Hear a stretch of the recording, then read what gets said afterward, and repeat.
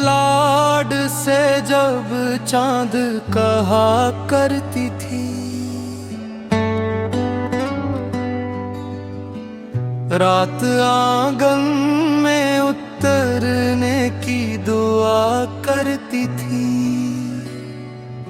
मेरे रोने पे वो होठों पे तबस्सुम रख कर अपनी पलकों से मेरे दर्द चोना करती थी। धूप दीवार पे चढ़ती थी तो वो मेरे लिए अपने आंचल की घनी छाँव किया करती थी।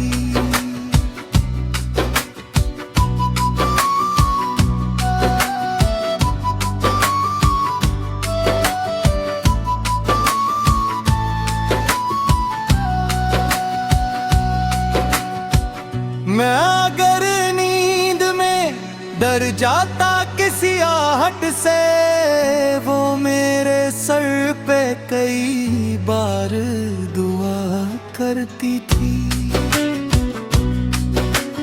भूख चेहरे से मेरे पर के जमाने भर की, अपने हिस्से की भी रोटी वो दिया करती थी।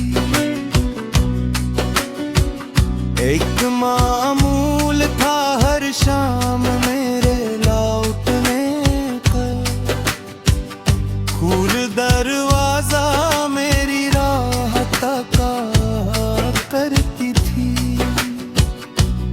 अब भी याद आते हैं मामा मोहब्बत भरे हाथ, माँ उठा कर जेनी तकदीर लिखा करती थी।